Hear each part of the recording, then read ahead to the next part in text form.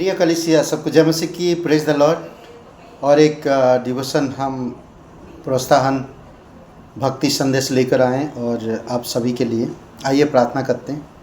इससे पहले जाने से पहले पिता परमेश्वर प्रभु यीशु मसीह, हम धन्यवाद देते, आपकी महिमा करते। तू राजाओं का राजा, तू प्रभुओं का प्रभु है, तू पवित्र परमेश्वर है। तू कभी भी लोगों को नहीं चाहता कि लोग नाश हो, प्रत्येक लोगों को तू बचाना चाहता है। हर एक को दया और अनुग्रह दिया है, और जो कोई इंसान आज तेरे अनुग्रह को समझ सकता है और उस अनुग्रह पर भरोसा रखता है तो वो उद्धार पाएगा और वो बच जाएगा और वो तेरे साथ स्वर्ग में होगा।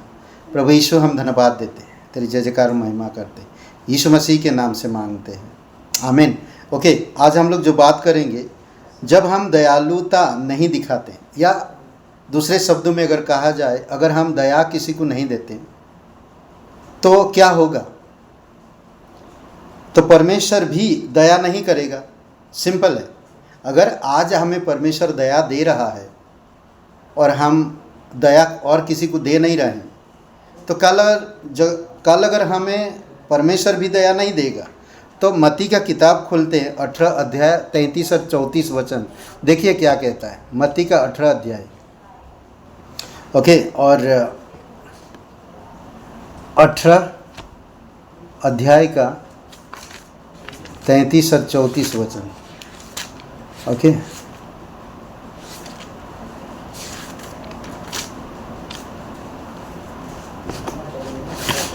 इसमें आप जानते हैं अच्छी तरह से निर्दयी सेवक का दृष्टांत के विषय में ना।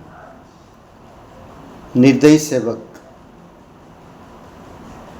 बोलता नहीं, स्वर्ग का राजा उस राजा के समान है जिसने अपने दासों से लेखा लेना चाहा। जब वह लेखा लेने लगा तो एक उसके सामने लाया गया 10,000 तोड़े का। तो 33 और 34 वचन में कहता, इसीलिए जैसे मैंने तुम पर दया की, वैसे ही क्या तुम्हें भी अपने सगी दास पर दया करना नहीं चाहिए था?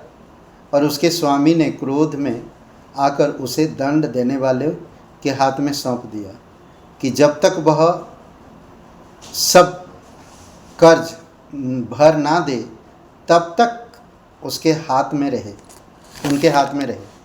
तो सोचिए, अगर परमेश्वर प्रेमी है तो हमें प्रेम दूसरों से करना चाहिए।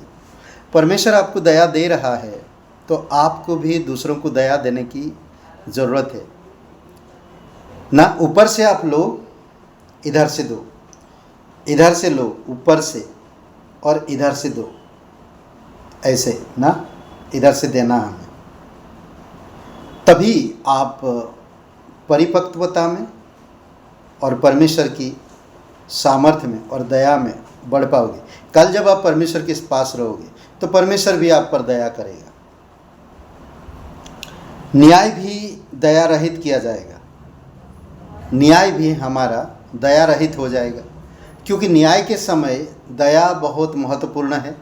याकूब का 2 अध्याय वचन 13 में, दंड के समय, न्याय के समय दया बहुत महत्वपूर्ण है, बहुत काम आएगा।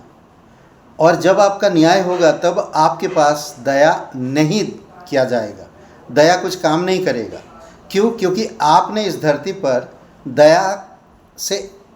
दया दिखाया नहीं किसी पर, तो इसी वजह से। और हम पाखंडी बन जाएंगे। मत्ती 23:23 में हम पाखंडी बन जाएंगे। मत्ती का 23:23 में।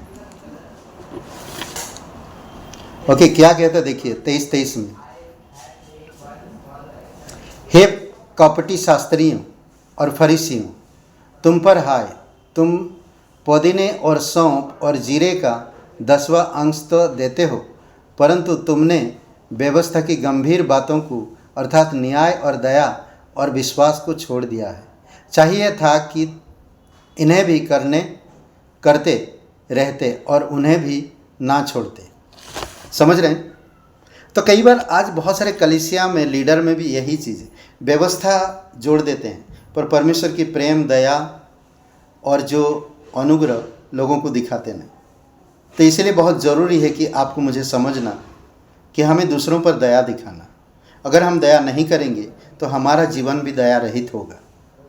जब हम प्रभु के पास खड़ा रहेंगे न्याय के समय, या परमेश्वर दया नहीं करेगा, फिर हम अलग सिद्धांतों में लाइन में चले जाएंगे, शास्त्री फरीसियों की सिद्धांतों में, इस संसार की जैसे। आमीन। आइए प्रार्थना करते हैं। पवित्र महान और सर्वशक्तिमान परमेश्वर पिता प्रभु यीशु मसीह, धन्यवाद देते हैं, आपकी स्तुति महिमा करते हैं। सारा आदर सारा गौरव हम तुझे देते हैं। तू दयावान थे तो तेरे संतान भी दयावंत बने। तू शांतिदाता है, तेरे लोग भी शांतिदायक बने। तू प्रेम करता है, लोग भी प्रेम करें। प्रभु जिस तरह तू सिखाता हमें उसी तरह से काम कर सके, ऊपर से हम ले सके, नीचे से हम दे सके लोगों को। प्रभु आप सहायता करो। धन्यवाद देते यीशु मसीह के नाम से मांगते, आमीन। ब्रदर एंड सिस्टर, सबको जय मसीह की। Praise the Lord. शुभ दिन आपका। बहुत बहुत धन्यवाद। लाइक करिए, शेयर करिए, कमेंट करिए। जय मसीह की।